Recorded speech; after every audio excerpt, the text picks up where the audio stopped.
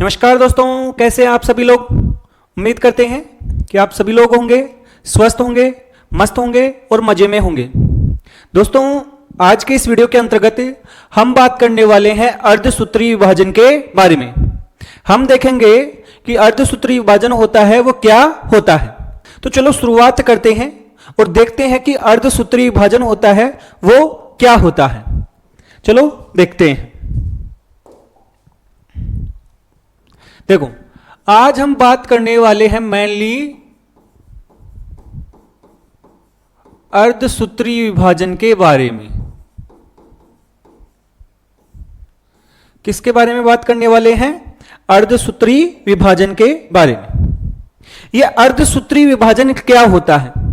यदि इस अर्धसूत्री विभाजन शब्द है, इस शब्द का अर्थ देखें तो इसका शाब्दिक अर्थ है वो क्या बन रहा है। देखो, यहां पर अर्ध का मतलब होता है आधा और सूत्री का मतलब होता है गुणसूत्र और विभाजन का मतलब विभाजन होता ही है। इसका मतलब यह हो गया कि एक ऐसा कोशिका विभाजन जिसके द्वारा बनने वाली जो भी संतति कोशिकाएं होंगी उसके अंदर जो गुणसूत्र होंगे उनकी संख्या क्या हो जाएगी? आधी हो जाएगी। कितनी हो जाएगी भाई? आधी हो जाएगी। मान लो कि ये कोई एक कोशिका है, ये कोई एक क्या है? कोशिका। और ध्यान से सुनना, इस कोशिका के अंदर ये है केंद्रक। केंद्रक में क्या पाए जाते हैं? गुणसूत्र। और हम सपोज कर लेते हैं कि ये मनुष्य की कोशिका है, तो इस कारण इसमें गुणसूत्र है वो कितने हैं? 46। याद रखने की बात यह है कि अर्धसूत्री विभाजन होता है ये केवल जनन कोशिकाओं में होता है। किस में होता है? जनन कोशिकाओं में। ये एक विशेष प्रकार का विभाजन है जो सामान्य कोशिकाओं में नहीं होता है, ये केवल और केवल जनन कोशिकाओं में होता है।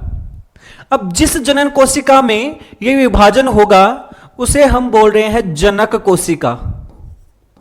जनक कोशिका, चाहे से वो समसूत्री विभाजन हो चाहे से अर्धसूत्री विभाजन हो, जिस भी कोशिका में विभाजन होता है उसे हम क्या कहते हैं? जनक कोशिका कहते हैं, पेरेंट सेल कहते हैं। अब इसमें होगा विभाजन, और ये जो विभाजन होता है इसकी विशेषता यह है कि आपका क्या होता है कि जो संतति कोशिकाएं बनेंगी, ये दो संतति कोशिकाएं बन गई और इन संतति कोशिकाओं में जो गुणसूत्रों की संख्या होगी वो आधी हो जाएगी। जैसे यहां पर कितने थे? 46। यहां पर कितने हो जाएंगे? 23। एक कोशिका से दो कोशिकाएं बन गई।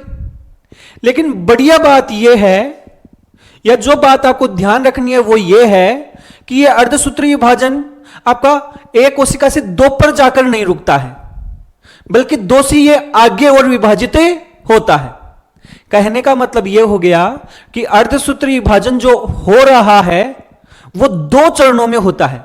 एक बार एक कोशिका से दो बन गई, फिर दूसरी बार लगातार उसमें विभाजन होता है और दो से क्या हो जाती हैं? 4 कोशिकाएं बने जाती हैं।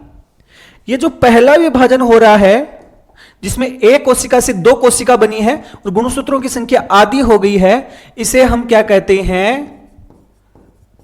अर्धसूत्री विभाजन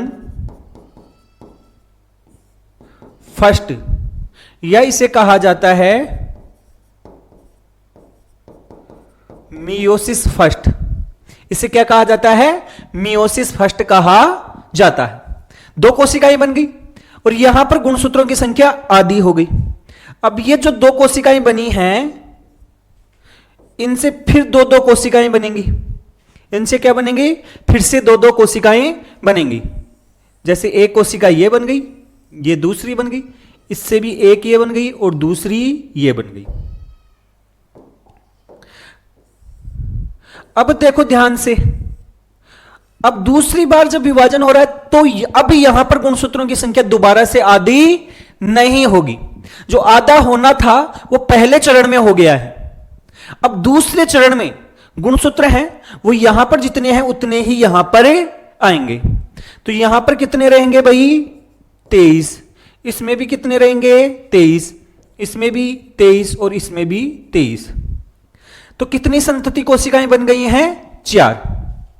ये जो दूसरा चरण है इसे कहा जाता है मियोसिस सेकंड या अर्धसूत्रीय विभाजन द्वितीय।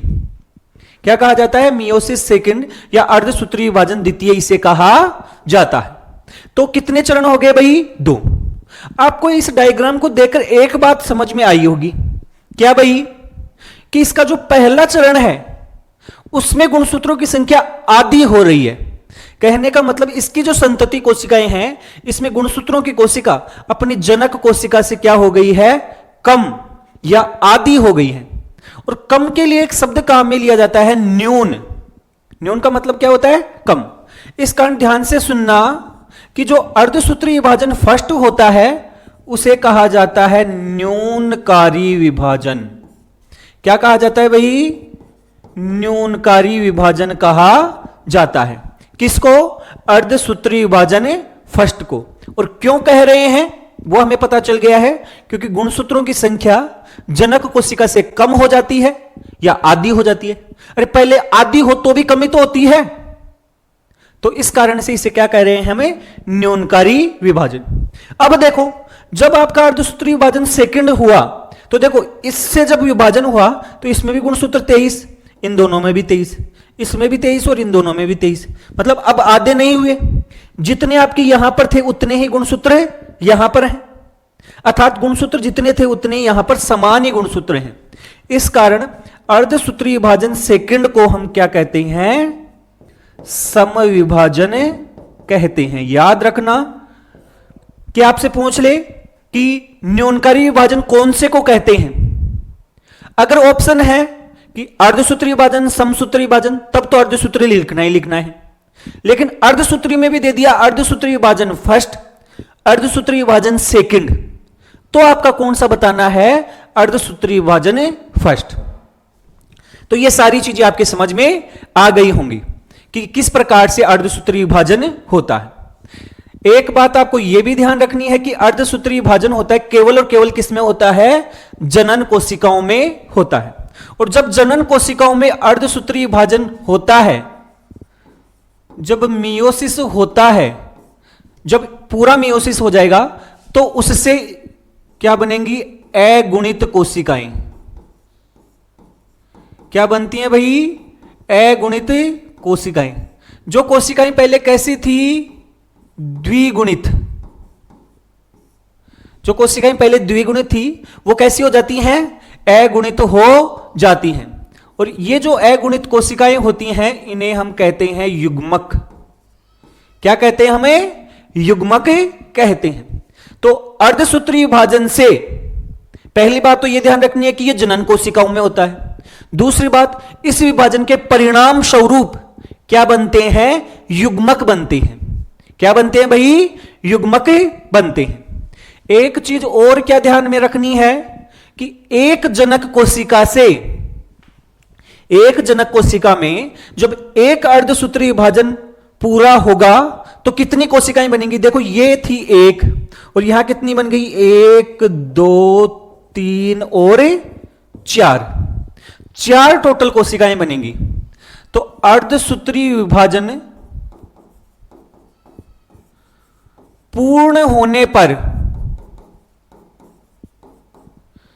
4 कोशिकाएं बनती हैं। कितनी बनती हैं भाई 4। यह भी आपको ध्यान रखना है। तो जो बातें आपको पता होनी चाहिए वो यहां पर आपकी पूरी बातें आ गई हैं। उम्मीद करते हैं कि ये सारी बातें आपको आसानी से समझ में आ गई होंगी, क्योंकि एकदम सिंपल लैंग्वेज में आपको बताया गया है कि अर्धसूत्रीय विभाजन जब हो रहा है तो क्या क्या घटनाएं होंगी, कैसे हो रहा है, ये सारी चीजें आपके समझ में आ गई होंगी। अब हम देखते हैं कि अर्धसूत्रीय विभाजन होता कैसे है। यह अर्धसूत्रीय विभाजन होता कैसे है वास्तव में, इस दौरान कौन कौन सी अवस्थाएं आती हैं। तो सुनो भाई, देखो भाई, अब प्रॉपर हम अर्धसूत्रीय विभाजन की अवस्थाएं देखते हैं। अर्धसूत्री विभाजन। देखो, अर्धसूत्री विभाजन होगा किसी ना किसी कोशिका में होगा। जब एक कोशिका में अर्धसूत्री विभाजन होगा तो उस कोशिका में पहली कौन सी अवस्था आएगी? सबको पता है, जैसे हमें समसूत्री विभाजन में पता था, कौन सी अवस्था आ जाती है? अंतरावस्था आ जाती है। कौन सी आ जाती है? अंतरा अवस्था, इंटरफेज जिसे कहते हैं। तो सबसे पहले इसकी कौन सी अवस्था आएगी? इंटरफेज।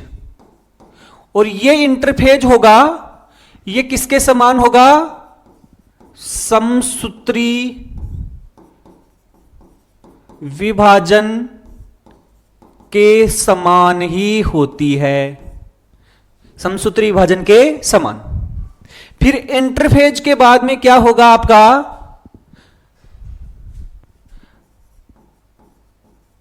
अर्धसूत्री विभाजन प्रथम। क्या होगा भाई? अर्धसूत्री विभाजन प्रथम।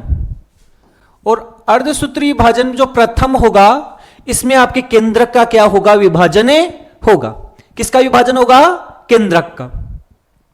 जैसे ही अर्धसूत्री विभाजन प्रथम होगा, वो कंप्लीट हो जाएगा, वैसे ही हाथों हाथ, बीच में वापस इंटरफेज नहीं आती है, हाथों हाथ एक छोटा सा गैप होता है, जिसे हम बोल सकते हैं छोटा अंतराल। हालांकि ये आपकी अंतरावस्था नहीं है, छोटा सा गैप होता है, बिल्कुल छोटा सा। इसके जस्ट बाद में क्या प्रारंभ हो जाता है? अर्धसूत्री विभाजन द्वितीय प्रारंभ हो जाता है। अर्धसूत्री विभाजन द्वितीय प्रारंभ हो जाता है। तो ध्यान से सुनना, इंटरफेज केवल और केवल आपकी मियोसिस फर्स्ट के पहले आता है, मियोसिस सेकंड के पहले इंटरफेज नहीं आता। बीच में एक छोटी सी एक अवस्था आती है जिसे हम इंटरकाइनेज कहते हैं। यदि याद रखना हो तो क्या कहा जाता है इसे? याद रखना हो तो इंटरकाइनेज। एकदम छोटा सा अंतराल होता है जो आपके मियोसिस फर्स्ट और मियोसिस सेकंड के बीच में होता है। अब देखो, जो ये अर्धसूत्री विभाजन होता है, इसमें कौन कौन सी अवस्थाएं हैं? अर्धसूत्री विभाजन में सबसे पहले आएगी आपकी प्रोफेज अवस्था। जैसे उसमें होती है वैसे ही अवस्थाएं तो वही हैं, लेकिन उनके आगे लग जाता है प्रोफेज फर्स्ट, क्योंकि ये मियोसिस की है। फिर आ जाती है हमारी मेटाफेज फर्स्ट। फिर आ जाती है हमारी एनाफेज फर्स्ट। और फिर आ जाती है हमारी टीलोफेज फर्स्ट। तो इस प्रकार से ये चार अवस्थाएं हैं अर्धसूत्री विभाजन फर्स्ट के अंतर्गत। लेकिन अर्धसूत्री विभाजन प्रथम है, वो इतना भी सिंपल नहीं है। इसकी जो एक अवस्था है, कौन सी अवस्था भाई? Prophase first. ये आपकी समसूत्री विभाजन की प्रोफेज की तुलना में अधिक लंबी होती है और अधिक जटिल होती है। इस कारण से इस प्रोफेज फर्स्ट को कितने भागों में बांटा जाता है, इसकी भी उप अवस्थाएं होती हैं। और कितनी उप अवस्थाएं होती हैं? 5 उप अवस्थाएं होती हैं। कितनी होती हैं? 5। कौन कौन सी, पहले नाम देखो, फिर इसको याद करने की ट्रिक भी देखेंगे हम। नाम देखो भाई, सबसे पहले आ जाएगी, वो आ जाएगी लेप्टोटीन। कौन सी उप अवस्था है? लेप्टोटीन। दूसरे नंबर पे है, वो है जाइगोटीन। कौन सी हो गई है? जाइगोटीन। तीसरे नंबर पे है, वो है पेकेटीन। कौन सी? पेकेटीन। चौथे नंबर की उपावस्था होती है, उसे हम बोलते हैं डिप्लोटीन। क्या बोलते हैं? डिप्लोटीन। और 5वें नंबर की जो उपावस्था है उसे हम बोलते हैं डाई काइनेसिस। क्या कहा जाता है? Diakinesis. तो ये कितनी उप अवस्थाएं होती हैं? 5 उप अवस्थाएं होती हैं। किसके अंतर्गत? आपकी प्रोफेज फर्स्ट के अंतर्गत। और ये 5 उप अवस्थाओं के नाम आपको जरूर पता होने चाहिए। अब आप बोलोगे कि सर हमें याद कैसे रहेंगे? ये तो याद होते ही हैं, ये तो सब में ही सेम होते हैं। Prophase, metaphase, anaphase, telophase. First तो लगाना ही है क्योंकि फर्स्ट के हैं। इनको याद करने के लिए देखो, लेप्टोटीन के लिए आपको याद रखना है लता, जाइगोटीन के लिए जरा, पेकाइटीन के लिए पानी, डिप्लोटीन के लिए दे और फिर दे। लता जरा पानी दे दे। पानी पीना है आपको, प्यास लग रही है, और किसको बोलना है? लता को, कि लता जरा पानी दे दे। लता से आपको लेप्टोटीन, जरा से जाइगोटीन, पानी से पेकाइटीन, दे से आपकी आ जाएगी डिप्लोटीन और वापस दे से डाइकाइनेसिस। तो याद रखने के लिए ये ट्रिक है। किसकी अवस्थाएं हैं? प्रोफेज फर्स्ट की उप अवस्थाएं हैं। इसके बाद में देखो भाई, सेकंड में तो सिंपल ही है, prophase second, metaphase second, anaphase second और टीलोफेज सेकंड। तो इस प्रकार से उसमें कोई भी विभाजन नहीं है। उसमें प्रोफेज, मेटाफेज, एनाफेज और टीलोफेज, सीधी 4 अवस्थाएं तो इसमें भी 4 ही हैं, लेकिन प्रोफेज फर्स्ट की क्या होती हैं? उप अवस्थाएं होती हैं।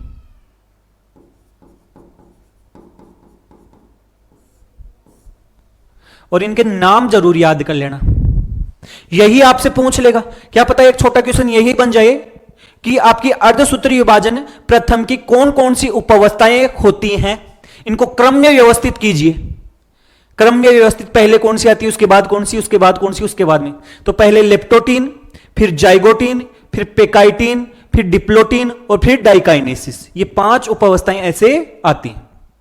जब ये सब कुछ आपको ये चार्ट याद हो गया है कि अर्धसूत्री विभाजन में क्या क्या होता है, तो अब इसके बाद में आज हम देखने वाले हैं, क्योंकि इंटरफेज हमारा पड़ा हुआ है समसूत्री विभाजन के समान ही है, तो बहुत ज्यादा देखने की जरूरत नहीं है। हम देखेंगे कि अर्धसूत्री विभाजन प्रथम कैसे होता है। आज के इस वीडियो के अंतर्गत हम ये वाला पोर्शन देखेंगे, और बाकी जो भी पोर्शन बच जाता है वो हम अगले वीडियो के अंतर्गत कंप्लीट कर लेंगे। तो अब हम देखने वाले हैं प्रोफेज फर्स्ट से। चलो शुरुआत करते हैं।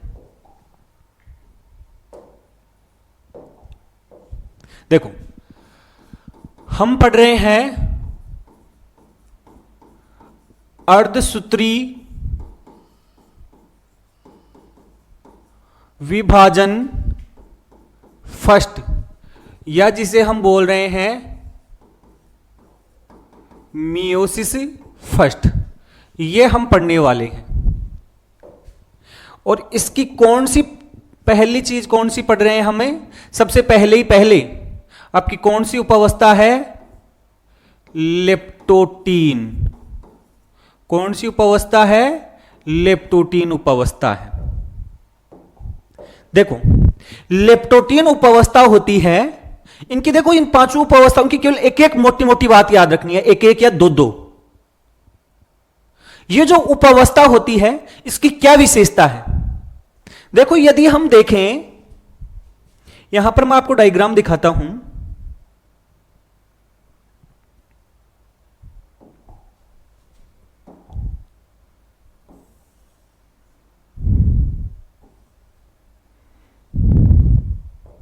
देखो, ये है हमारी लेप्टोटीन अवस्था, और इस लेप्टोटीन अवस्था में ये है हमारी कोशिका। क्या है भाई? कोशिका। कोशिका की झिल्ली आ गई। यह है अंदर केंद्रक। केंद्रक की झिल्ली भी हमें आसानी से दिख रही है। जो अंदर की तरफ गुणसूत्र हैं वो एकदम धागे नुमा है, पतले पतले, जिन्हें हम बोलते हैं क्रोमेटिन। क्या बोलते हैं भाई? क्रोमेटिन। और तारक काय हमें दिख रहा है। अन्य कोशिकांग होते हैं वो भी आपके पाए जाते हैं। ये सारी चीजें इस समय हमें दिख रही होती हैं। तो इसकी मुख्य विशेषता क्या क्या है? देखो, इसकी मुख्य विशेषता एक तो आपको क्या याद रखनी है कि केंद्रक झिल्ली व कोशिकांग क्या है? उपस्थित हैं। यह हमें दिख रहे हैं। दूसरी मुख्य विशेषता आनुवांशिक पदार्थ है। आनुवांशिक पदार्थ अर्थात इसका डीएनए। क्रोमेटिन के पतले तंतु के रूप में है। साथ साथ में हमें केंद्रिका होती है, यह भी दिखाई दे रही होती है। केंद्रिका उपस्थित, इसी में लिख देता हूं मैं, कोशिकांग और केंद्रिका। केंद्रक झिल्ली भी उपस्थित है, अन्य कोशिकांग भी दिखते हैं, केंद्रिका भी उपस्थित है। और आनुवांशिक पदार्थ किस रूप में पाया जाता है? क्रोमेटिन तंतु के रूप में पाया जाता है। यह चीज याद रखनी है बस कि आनुवांशिक पदार्थ किस रूप में है? क्रोमेटिन के पतले तंतुओं के रूप में उपस्थित है। यह चीज याद रह जाएगी आपकी, क्योंकि सबसे पहले ऐसा ही होता है। अब आ जाते हैं हम दूसरी उपावस्था पर। कौन सी उपावस्था पे आ जाते हैं? दूसरी। और लेप्टोटीन के बाद में जो दूसरी उपावस्था होती है वो हमें पता है। वो कौन सी उपावस्था होती है? वो होती है जाइगोटीन। वो क्या होती है भाई? जाइगोटीन।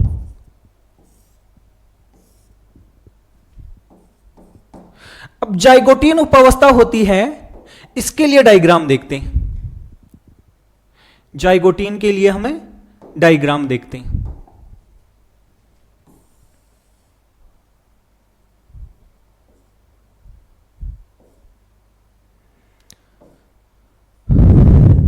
चलो भाई देखो, जाइगोटीन उपावस्था होती है, इसमें क्या क्या अंतर आया है? देखो, पहले जो गुणसूत्र थे वो आपके पतले पतले क्रोमेटिन तंतु के रूप में थे। केंद्रिका अभी भी पूर्ण रूप से विलुप्त नहीं हुई है, दिख रही है। केंद्रक झिल्ली भी अभी दिख रही है, लेकिन ये क्रोमेटिन तंतु थे वो आपके मोटे धागे नुमा संरचनाओं में बदल चुके हैं, गुणसूत्र के रूप में बदल चुके हैं। और साथ साथ में ये जो गुणसूत्र होते हैं उनके जोड़े बनने लग जाते हैं। जो समजात गुणसूत्र होते हैं, समजात गुणसूत्र का मतलब क्या होता है कि देखो, हमारे जो भी गुणसूत्र होते हैं, जैसे 46 गुणसूत्र हैं, ये गुणसूत्र जोड़ों में पाए जाते हैं। इस कारण मनुष्य की कोशिका में 23 जोड़े गुणसूत्र होते हैं। और एक जोड़े के अंतर्गत उपस्थित गुणसूत्र को हम क्या कहते हैं? समजात गुणसूत्र कहते हैं। तो पहले तो गुणसूत्र ही नहीं थे। अब यहां पर पहली बात तो गुणसूत्र मोटे हो गए, गुणसूत्र का रूप ले लिया है उन्होंने। दूसरी बात कि वो किस रूप में आ गए हैं? जोड़ों के रूप में दिखाई देने लग गए हैं। जोड़े बना लिए उन्होंने, युग्म बना लिया। यह सबसे मेन विशेषता है कि जाइगोटीन की सबसे मेन विशेषता क्या होती है कि इस समय गुणसूत्र हैं वो जोड़े बनाने लगे जाते हैं। और एक जोड़े के अंतर्गत उपस्थित गुणसूत्रों को हम समजात गुणसूत्र कहते हैं। केंद्रक झिल्ली भी दिख रही है और केंद्रिका भी दिख रही है, लेकिन पहले से कम। चलो देखो भाई क्या क्या हुआ। पहली बात, केंद्रिका, केंद्रक झिल्ली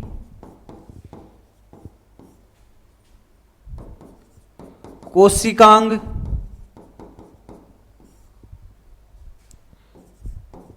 उपस्थित हैं। तो ये तो पहले वाली बात ही होगी, कोई अंतर नहीं है।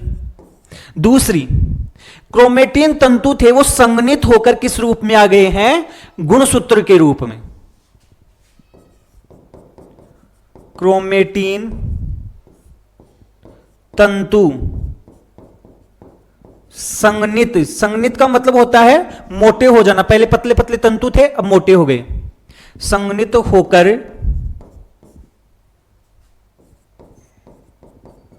गुणसूत्र के रूप में। तीसरी जो और मेन विशेषता कि ये जो गुणसूत्र हैं ये जोड़े के रूप में बदलने लगे जाते हैं। गुणसूत्र जोड़े अर्थात युग्म बनाने लगते हैं, जिन्हें समजात गुणसूत्र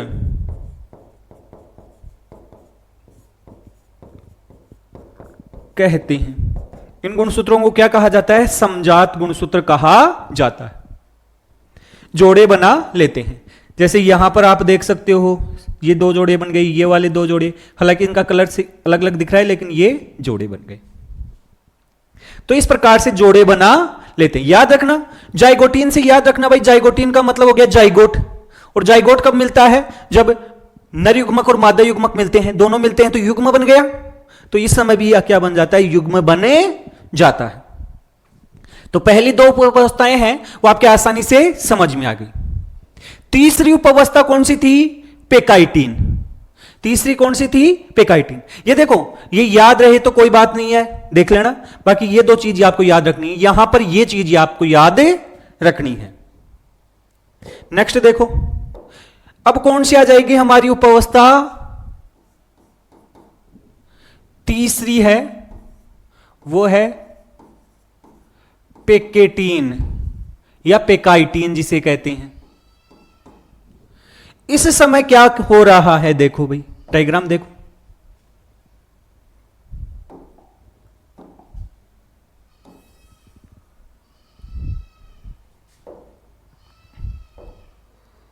देखो क्या क्या बदलाव आया है। पेकाइटिन उपावस्था की सबसे इंपॉर्टेंट चीज मैं आपको बताऊं कि जो जोड़े बने थे समजात गुणसूत्र के, क्या बने थे? जोड़े। जैसे ये एक जोड़ा है, ये एक जोड़ा है, ये एक जोड़ा है। समजात गुणसूत्र के जो जोड़े बने थे उन जोड़ों में जो दो गुणसूत्र थे उनकी भुजाएं एक दूसरे के ऊपर आ गई। आप ऐसे समझो, मान लो कि ये एक गुणसूत्र है और ये इस गुणसूत्र की चार भुजाएं हैं। मतलब यह हो गया कि यह गुणसूत्र है किस रूप में उपस्थित है? टेट्राड के रूप में। और इसके अंतर्गत दो आपकी क्या है? अर्ध गुणसूत्र। इसे गुणसूत्र टेट्राड कहते हैं या गुणसूत्र चतुष्क कहा जाता है, क्योंकि आपको चार भुजाएं दिख रही हैं। इसी प्रकार से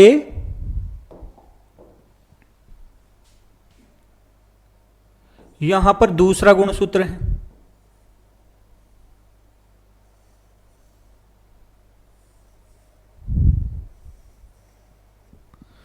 ये दो गुणसूत्र हैं और ये समजात गुणसूत्र थे। कैसे गुणसूत्र थे? समजात। तो इन समजात गुणसूत्रों में होता क्या है? सबसे इंपॉर्टेंट विशेषता कि इन समजात गुणसूत्रों की जो भुजाएं होती हैं, ये जो भुजाएं होती हैं वो एक दूसरे के ऊपर आ जाती हैं, एक दूसरे को क्रॉस कर देती हैं। एक दूसरे को क्या कर देती हैं? क्रॉस। जिस जगह पर ये क्रॉस करती हैं, जिस जगह पर ये क्रॉस करती हैं उस जगह को कहा जाता है आपका क्या? काइजमेटा। यहां पर एक्स जैसी संरचना बन रही है। देखो ये एक्स जैसी संरचना, कैसी संरचना बन रही है? एक्स। यहां ये जो बीच वाला बिंदु है जहां पर ये दोनों गुणसूत्र की भुजाएं मिक्स हो रही हैं, इस जगह को तो कहते हैं हम काइजमेटा। और इस काइजमेटा की जो घटना होती है ये जो काइजमेटा बन रहा है, इस घटना को कहा जाता है क्रॉसिंग ओवर। क्या कहा जाता है? Crossing over. भाई काइजमेटा बनने की जो ये घटना है उसे कहा जाता है क्रॉसिंग ओवर। और जब क्रॉसिंग ओवर होता है उस दौरान होता क्या है? देखो, ये एक गुणसूत्र था, इसके ऊपर जीन उपस्थित है। ये दूसरा गुणसूत्र था, इसके ऊपर भी जीन उपस्थित है। जब ये दोनों एक दूसरे के ऊपर आ गए, ऐसे काइजमेटा बना लिया, तो अब क्या होता है कि ये जब दोनों एक दूसरे के ऊपर रगड़ते हैं तो इसके जीन थे वो इस पर आ गए, इसके जीन थे वो इस पर चले गए, अर्थात गुण जो आपके जीनों का आदान प्रदान हो गया।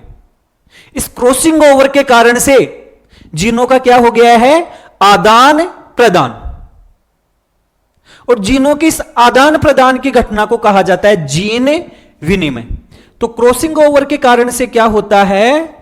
जीन विनिमय होता है।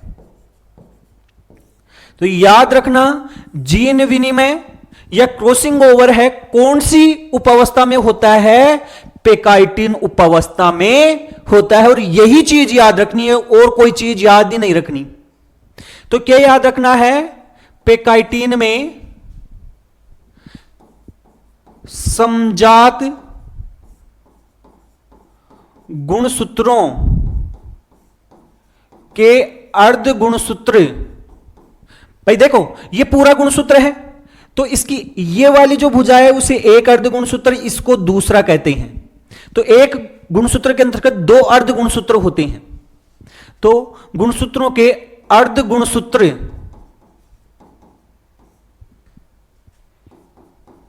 एक दूसरे पर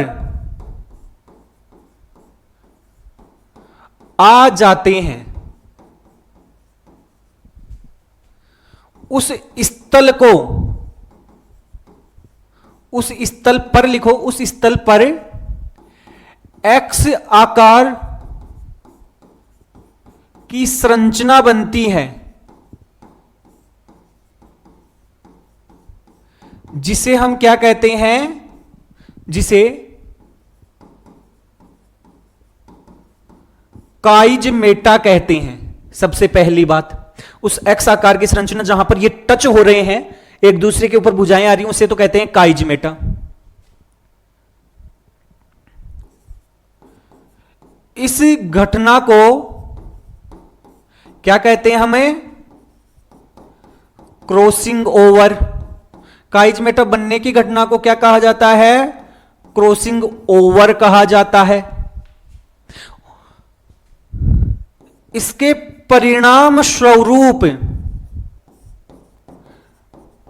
क्रॉसिंग ओवर के परिणाम स्वरूप जीनों का आदान प्रदान होता है,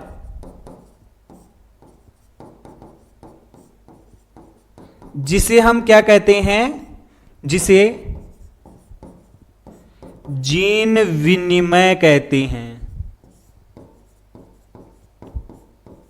इंपॉर्टेंट चीज क्या कहा जाता है? जीन विनिमय। ये तीन शब्द हैं, काइजमेटा, क्रॉसिंग ओवर और जीन विनिमय। ये तीन शब्द आपको दिमाग में रखने हैं। ये सारी घटनाएं हैं वो किस उपावस्था में हो रही हैं? पेकाइटिन उपावस्था में हो रही हैं। यहां पर देखो, क्रॉसिंग ओवर के बाद की घटना को दिखा रखा है। देखो, ये पहले लाल रंग का था, अब इसकी भुजा कैसी हो गई? नीले रंग की। क्यों भाई? क्योंकि दूसरे के गुणसूत्र इस पर आ गए, इस कारण कलर बदल कर दिखाया गया है। तो ये क्रॉसिंग ओवर इस समय होता है, और ये सारी चीजें मैंने आपको बता दी। यही चीज इसकी याद रखनी है। फिर नेक्स्ट बात देखो, पेकाइटिन के बाद में कौन सी आएगी भाई? पेकाइटिन के बाद में कौन सी आएगी? चौथे नंबर की डिप्लोटीन। कौन सी आ जाएगी भाई? डिप्लोटीन। इसका डायग्राम देखो डिप्लोटीन का।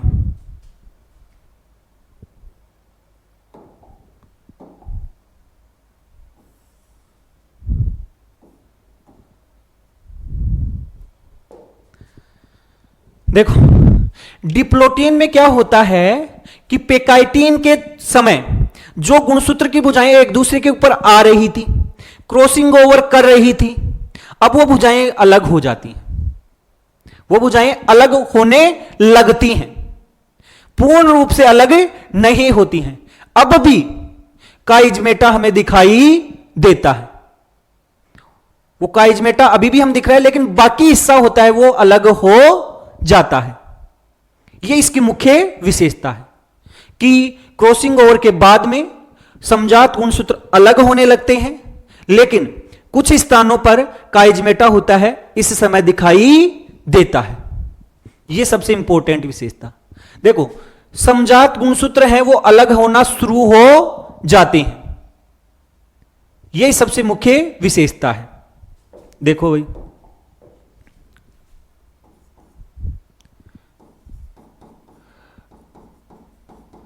क्रॉसिंग ओवर के बाद समजात गुणसूत्र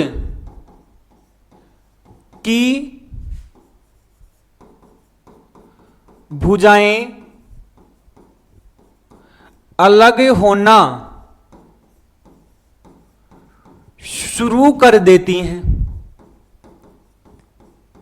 ये शुरू करे देती हैं। सबसे पहली बात, क्या पूरी अलग हो जाती हैं? क्या नहीं, अब भी काइजमेटा वाले स्थान पर ये दिखाई देती हैं।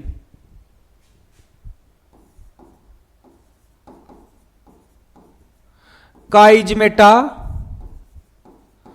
पूर्ण रूप से समाप्त नहीं होता है, मतलब अब भी काइजमेटा दिखाई देता है। यह ध्यान रखना है, ये दो ही चीजें ध्यान रखनी है कि अलग होना शुरू कर देते हैं और काइजमेटा भी पूर्ण रूप से समाप्त नहीं होता है। इस समय भी केंद्रक झिल्ली है वो दिख रही है, केंद्रिका इस समय भी उपस्थित है। नेक्स्ट उपावस्था के ऊपर बात करते हैं।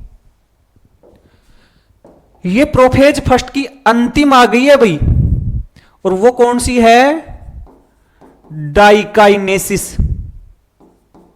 कौन सी उपावस्था है? डाइकाइनेसिस। इसका डायग्राम देखो,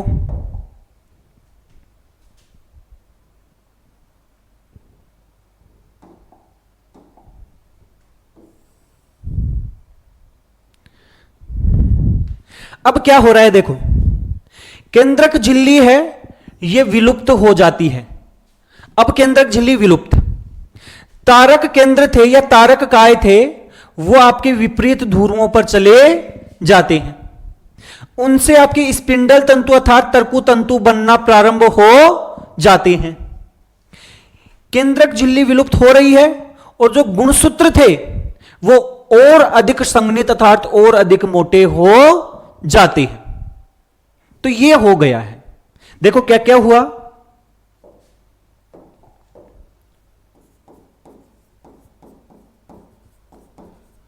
केंद्रिका, केंद्रक झिल्ली, कोशिकांग विलुप्त हो जाते हैं। हालांकि इसमें दिखा रखा है लेकिन पूर्ण रूप से ये क्या हो जाते हैं? विलुप्त हो जाते हैं।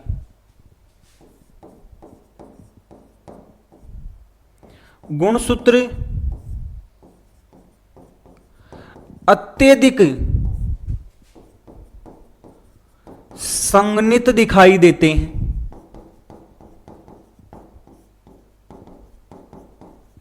मोटे दिखाई देते हैं। इसके बाद में तारक काय था वो विपरीत ध्रुवों पर चला गया है, तारक काय विपरीत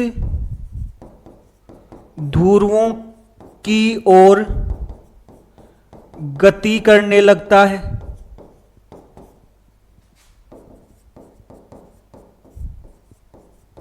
तथा तर्कु तंतु बनना क्या हो जाते हैं, प्रारंभ हो जाते हैं। ये सारी चीजें इस उपावस्था में हो गई हैं। तो ये 5 उपावस्थाएं थी जो हमने किसके लिए पढ़ी हैं, जो हमने प्रोफेज फर्स्ट की पढ़ी हैं। प्रोफेज फर्स्ट की 5 उपावस्थाएं कौन कौन सी हैं, क्रम आपको याद है ही। लेप्टोटीन, जाइगोटीन, पेकाइटीन, डिप्लोटीन और डाइकाइनेसिस। और क्या क्या हुआ है, तो इस कारण देखो प्रोफेज फर्स्ट है वो जटिल अवस्था हो गई और लंबी हो गई, 5 तो उपावस्था हो गई। अब हमारी जैसे ये आपकी डाइकाइनेसिस कंप्लीट होगी, कौन सी अवस्था आ जाएगी, मेटाफेज फर्स्ट। कौन सी आ जाएगी भाई, मेटाफेज फर्स्ट। तो अब हम कौन सी देख रहे हैं,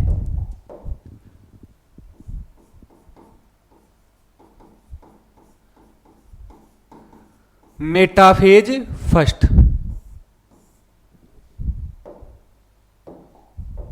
देखो ये जो मेटाफेज है उसमें क्या अंतर आ रहा है, इसका डायग्राम देखो भाई, मेटाफेज फर्स्ट का।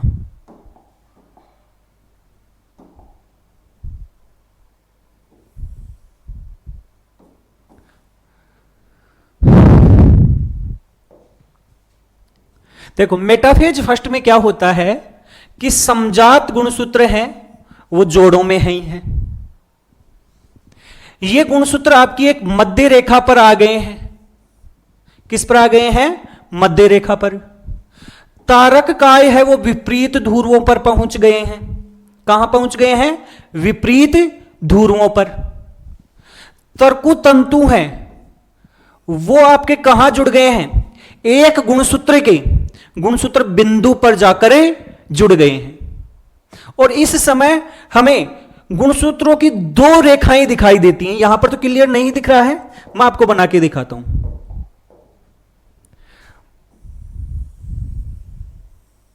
यह कोशिका है,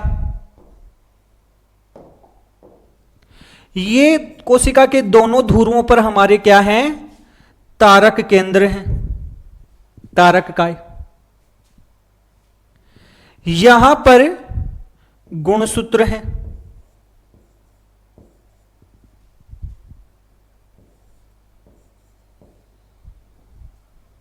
यहां पर क्या दिख रहे हैं हमें, गुणसूत्र।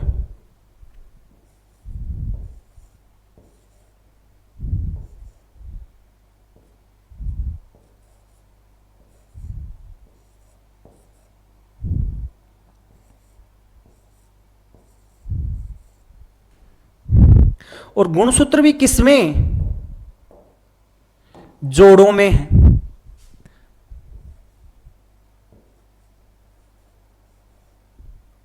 किसमें उपस्थित हैं, जोड़ों के रूप में उपस्थित है। ऐसे जोड़े, ये एक जोड़ा हो गया, ये दूसरा हो गया, तीसरा हो गया, चौथा हो गया। इसके साथ साथ में और क्या हो रहा है, यहां तारक के अंदर से क्या निकल रहे थे, तर्कु तंतु, जो इसके गुणसूत्र बिंदु पर जाकर जुड़ गया। एक इस पर जुड़ गया, एक इस पर जुड़ गया, एक इस पर जुड़ गया। ऐसे ही यहां से भी निकल रहे हैं, यहां आकर जुड़ गया, एक यहां आके जुड़ गया, एक यहां पर जुड़ गया और एक यहां पर जुड़ गया। ध्यान से सुनने की बात यह है कि यहां पर जो गुणसूत्र हैं, एक गुणसूत्र पर दोनों तरफ के तर्कु तंतु नहीं जुड़े हैं।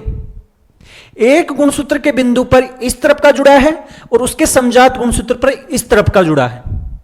कहने का मतलब यह होगा कि जैसे ही तर्कु तंतु का संकुचन होगा, यह पूरा का पूरा गुणसूत्र इधर आएगा और इसका जोड़े वाला गुणसूत्र दूसरी तरफ जाएगा।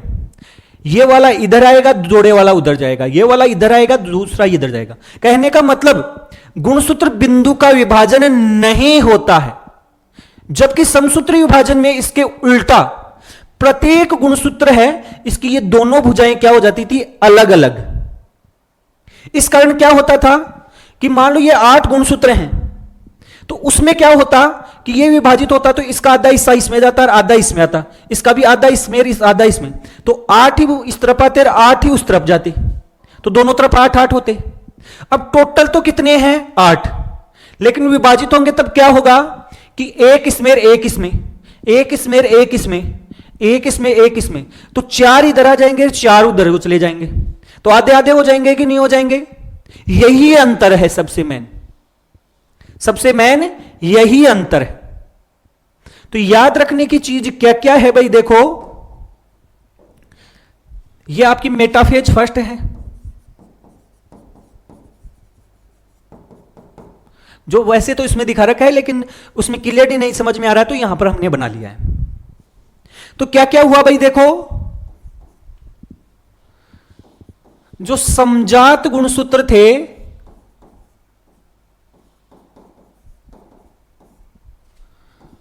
मध्य रेखा पर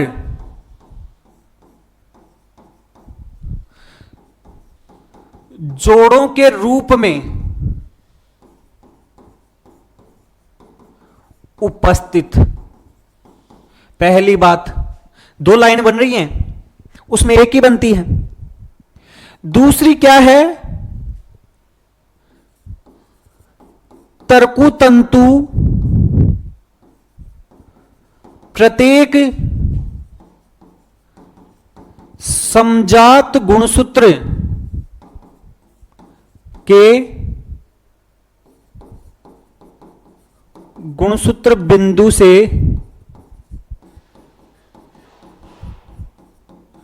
जुड़ जाता है, जुड़े जाता है। यह आपको ध्यान रखना है, यह इसकी सबसे मुख्य विशेषता है कि मध्य रेखा पर आ गए हैं और इनसे तर्कुतंतु जुड़ गए हैं। एक गुणसूत्र बिंदु से एक ही आपकी तर्कुतंतु जुड़ा है। यह सब कुछ हो गया। इसके बाद में कौन सी आ जाएगी हमारी उपावस्था, सॉरी अवस्था कौन सी आ जाएगी मेटाफेज के बाद में, एनाफेज, और वो भी फर्स्ट। कौन सी आ गई भाई, एनाफेज फर्स्ट। एनाफेज फर्स्ट में क्या होगा, अनुमान तो आपको पता चल ही गया होगा कि प्रत्येक जोड़े में जो गुणसूत्र हैं वो एक एक दोनों तरफ जाने लगे जाएंगे। देखो इसका डायग्राम,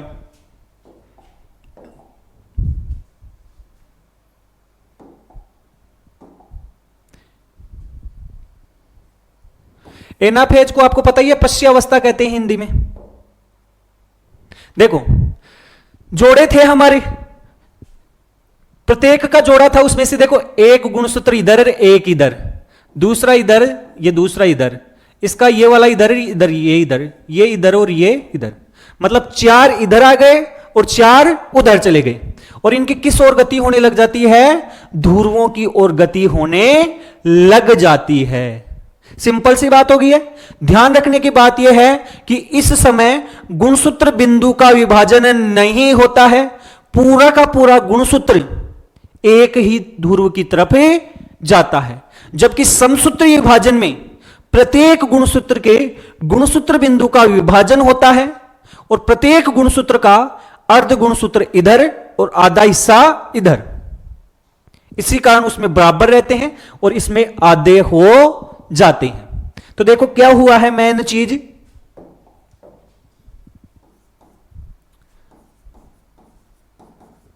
समजात गुणसूत्र के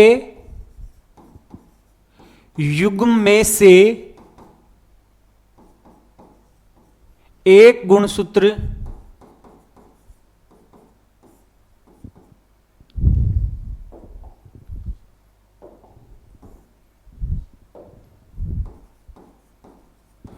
पहले ध्रुव की ओर तथा दूसरा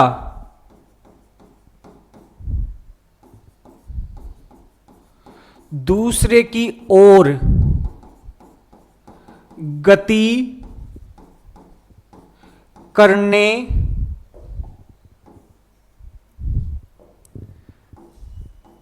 लगता है। याद रखने की बात है, पूरा का पूरा गुणसूत्र गति कर रहा है। गुणसूत्र बिंदु का या जिसे हम बोलते हैं सेंट्रोमियर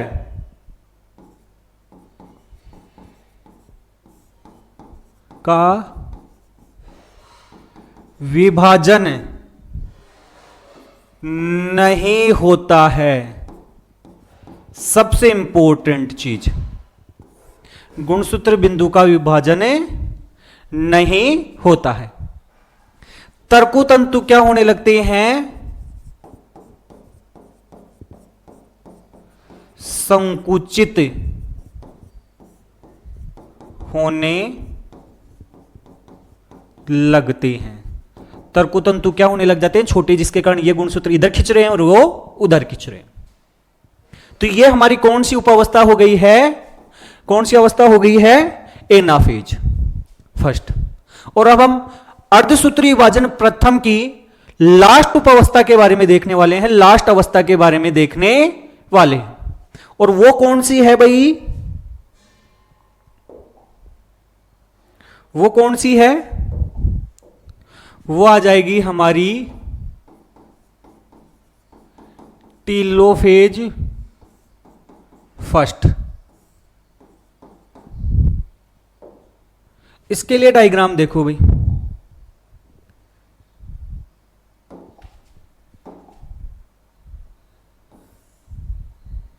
टीलोफेज फर्स्ट क्या दिख रहा है भाई? अंतिमावस्था या अंत्यावस्था इसे कहते हैं। देखो, गुणसूत्र जो जा रहे थे पहुंच चुके हैं, और जो गुणसूत्र थे वापस क्रोमेटिन के रूप में बदल गए हैं। ये तो हालांकि इसमें गुणसूत्र के रूप में क्रोमेटिन के रूप में बदले गए हैं। और एक कोशिका के अंतर्गत दो केंद्रक बन गए हैं। अन्य इस केंद्र के चारों तरफ केंद्रक झिल्ली भी बन गई है। अन्य कोशिकांग है वो भी हमें वापस दिखाई देने लगे जाते हैं। तो क्या क्या हुआ है भाई? देखो, गुणसूत्र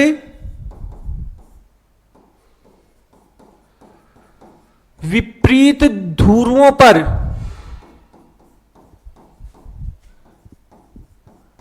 पहुंच जाते हैं तथा असंगनित होकर, मतलब जो गुणसूत्र के रूप में इकट्ठे थे, टाइट थे, मोटे मोटे थे, वापस पतले हो जाएंगे। असंगनित होकर क्रोमेटिन के रूप में बदल जाते हैं। दूसरी क्या बात हुई है? केंद्रक झिल्ली, केंद्रिका एवं कोशिकांग पुनः बन जाते हैं, पुनः बने जाते हैं। और ये खांच होती है, ये भी दिखाई देने लगती है। कोशिका झिल्ली में खांच बन जाती है।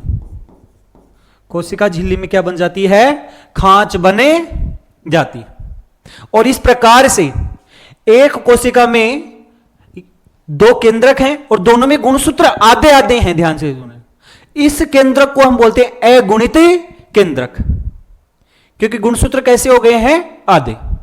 तो इस प्रकार से आपका अर्धसूत्री विभाजन प्रथम होता है, यह पूर्ण होता है। और इसके जस्ट बाद में एक छोटा सा अंतराल आता है, और उस छोटे से अंतराल के बाद में अर्धसूत्री विभाजन सेकंड प्रारंभ हो जाता है। अर्धसूत्री विभाजन सेकंड क्या होता है और कैसे पूर्ण होता है, उसको हम अगले वीडियो के अंतर्गत देखने वाले हैं। तो आप सभी लोगों को हमारा ये वीडियो कैसा लगा है कमेंट जरूर कीजिए। साथ साथ में यदि आप पहली बार हमारे वीडियो को देख रहे हैं, पहली बार आप हमारे चैनल पर आए हैं, तो हमारे चैनल को सब्सक्राइब भी जरूर कीजिए। धन्यवाद।